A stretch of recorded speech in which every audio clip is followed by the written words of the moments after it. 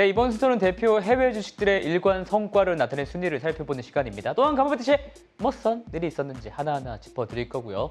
네, 저는 순위를 달린 남자 순달람 한종목입니다. 네, 어제는 좀 방향성이 극명하게 나뉘었었죠. 전통적인 가치주가 많은 다우지수는 오르고 혁신기술주가 많은 나스닥은 내리고 그 중간 정도인 S&P 500은 보합에 그쳤습니다. 그래서 사실 숫자만 봤을 때는요. 사실 그리 나쁜 날은 아니었는데 아무래도 저도 그렇고 여러분들도 그렇고 혁신에 투자하시는 분들이 굉장히 많기 때문에 어제는 좀 아쉬운 장이 아니었나 이렇게 저는 개인적으로 평가를 해봅니다.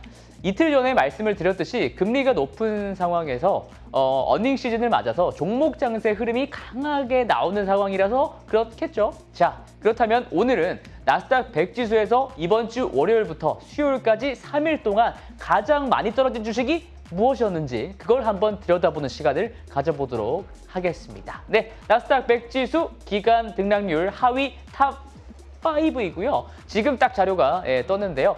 먼저 눈치채신 분들도 계시겠지만 역시 주인공은 바로 여기 있는 넷플릭스였습니다.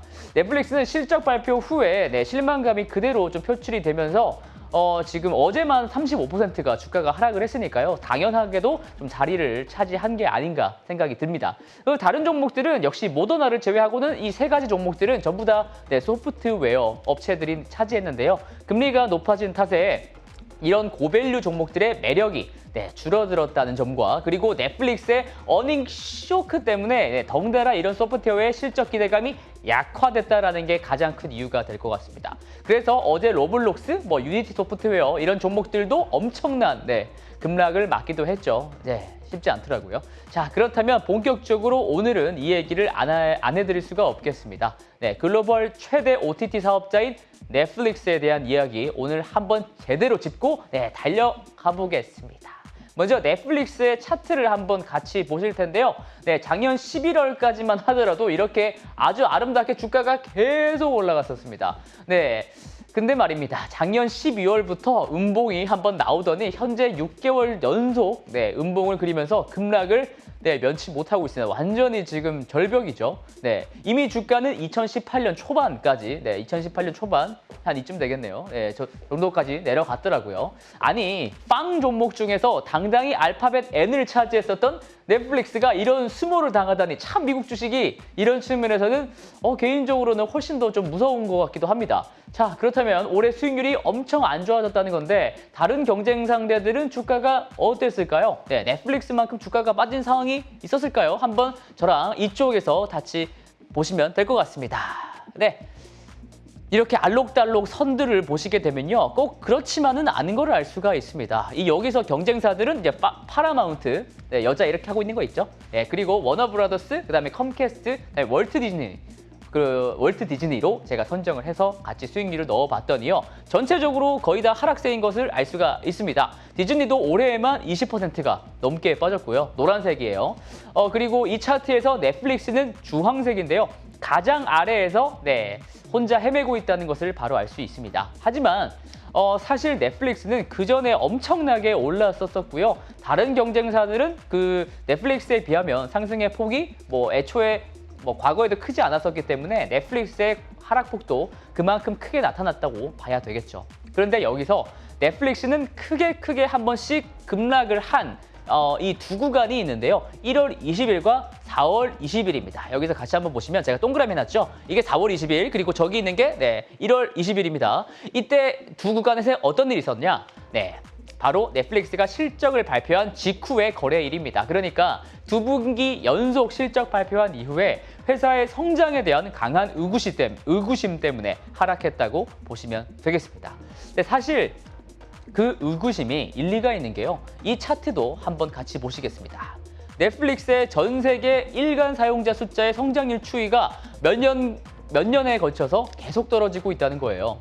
물론 코로나19 때 언택트 수혜로 잠깐 그리고 인도에서 무료 시청 이벤트 한다니까 또 잠깐. 인도 사람들 많잖아요. 그리고 마지막으로 스퀴드 게임, 그러니까 오징어 게임이 대박 히트를 치자 또 잠깐 성장률이 반등하긴 했지만요. 결국에는 추세적으로 성장률이 이렇게 하향 안정화되고 있지 않습니까? 지금은 성장률이 10% 초반대에서 정체됐다는 겁니다. 성장률이요. 오해하시면 안 됩니다. 성장은 하고 있습니다. 성장률이 정체됐다는 말이에요. 다만 성장률이 더 안 올라가고 있다는 거죠. 자, 그래서 넷플릭스는요.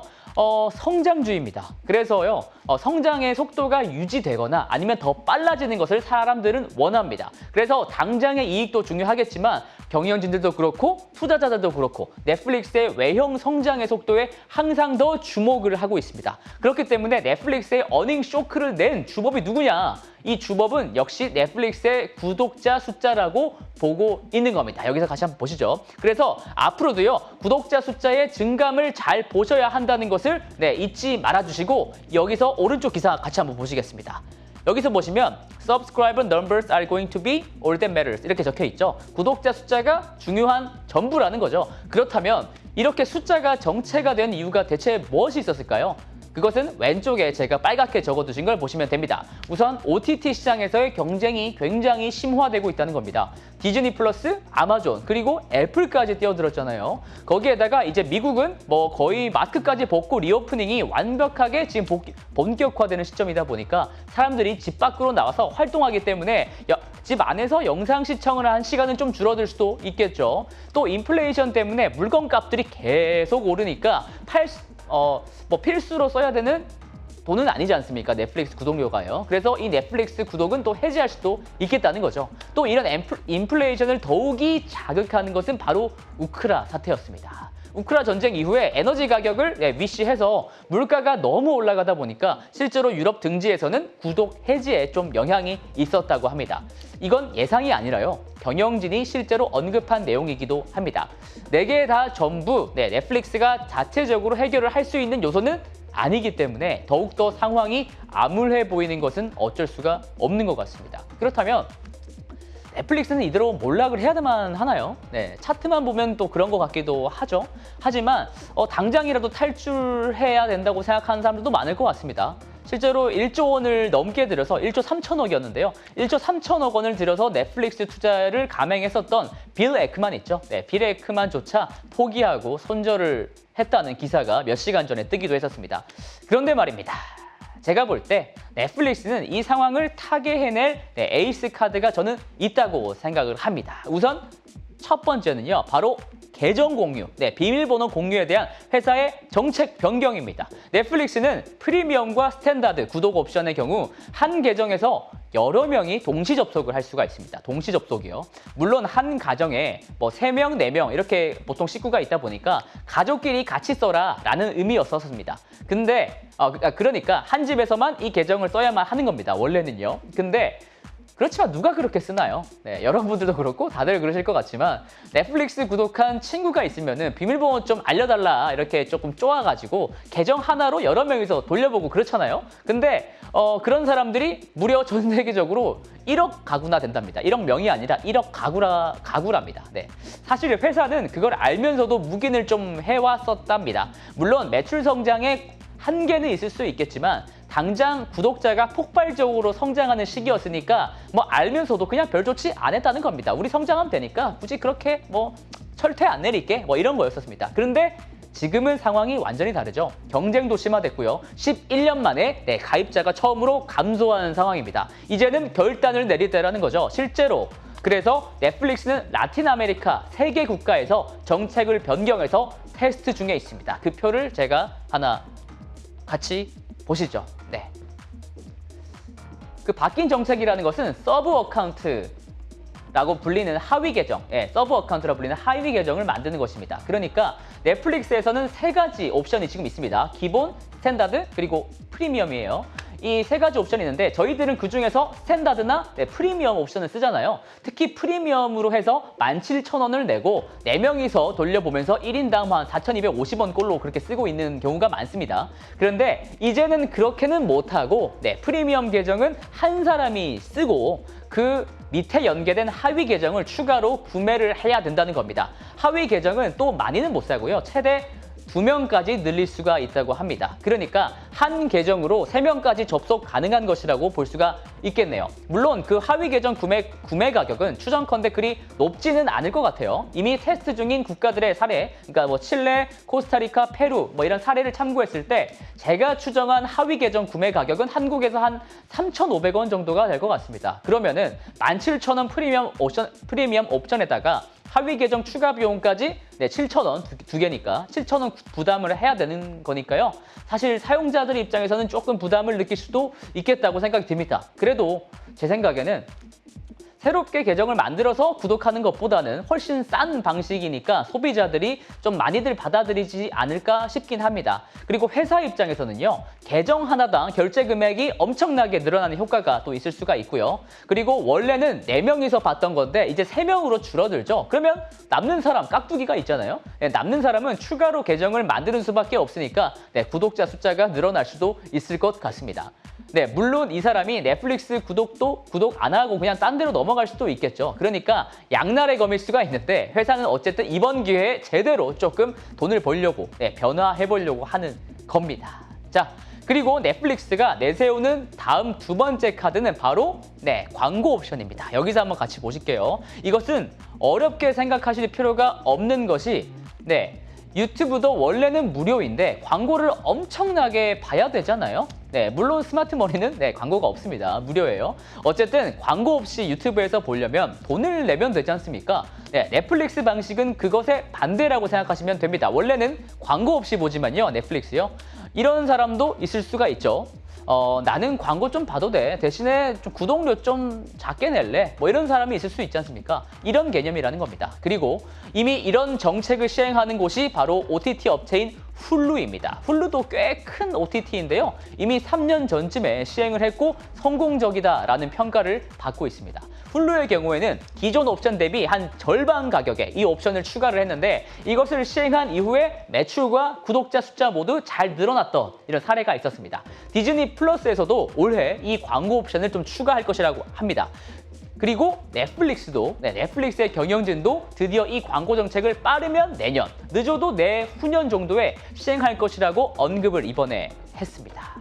그러니까 이 두 가지 에이스 카드가 향후 1, 2년 안에 잘 정착이 된다고 하면 넷플릭스의 실적은 극적으로 개선될 수도 있겠다고 저는 보는 것이죠.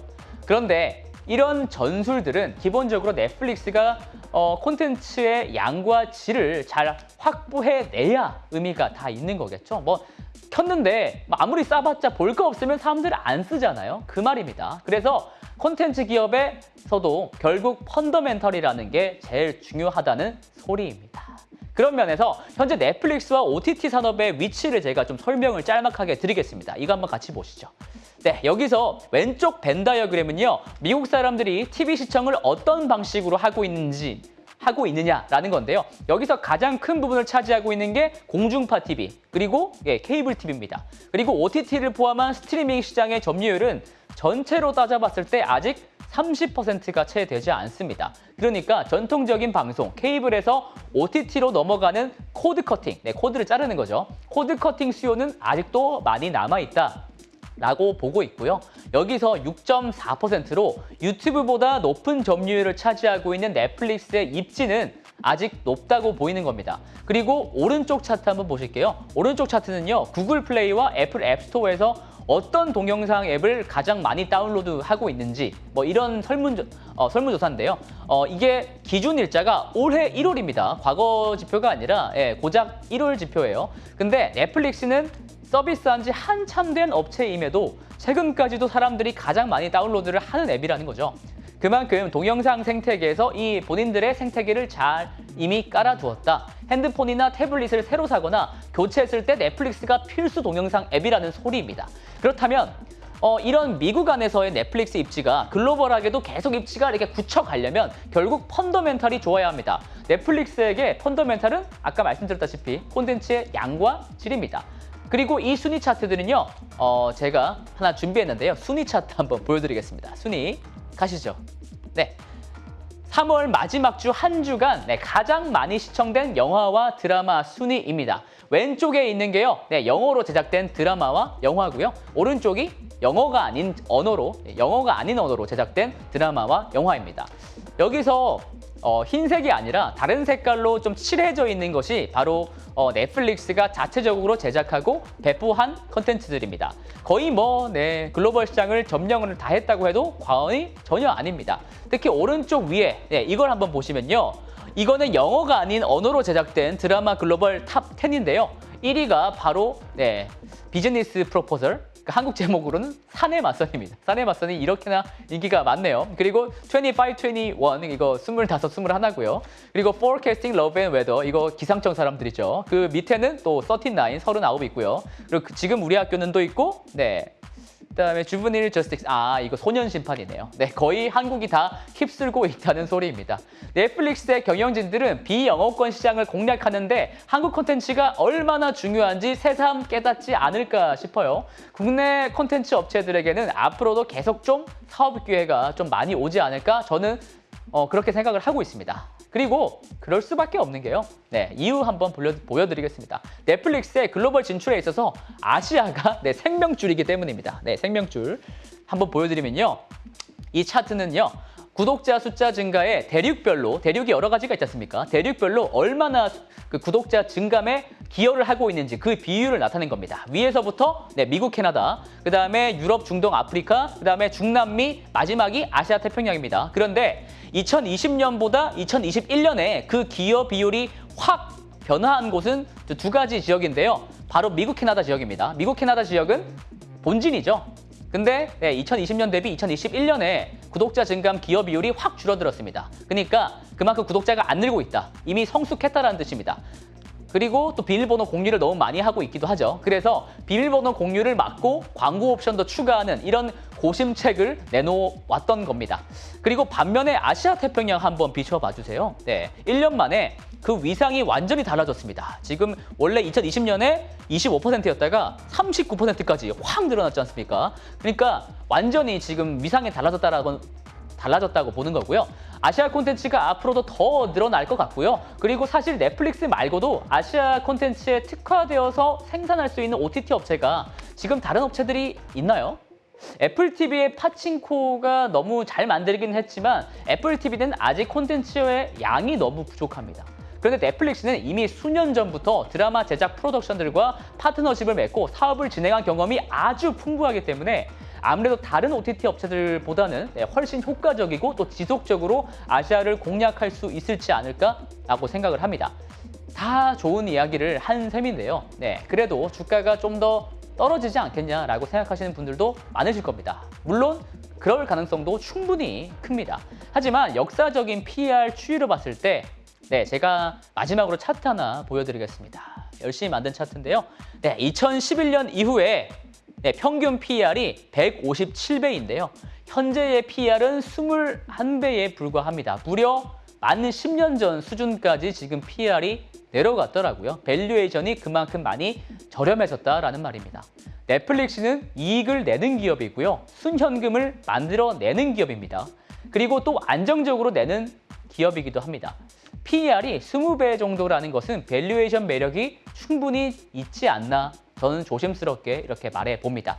경영진들이 내세운 타겟책이 나와서 시장에서 안정을 받으려면 아직은 1, 2년 정도가 더 걸리기 때문에 당장의 큰 바텀 피싱, 밑에서 잡는 바텀 피싱을 노리는 것보다는 기업 경쟁력의 처지를 비관할 것만은 아니다라는 점을 상기시켜 드리면서 저는 다음 주에 더욱더 유익한 내용들로 달려보도록 하겠습니다. 이상 순달람이었습니다. 호잇!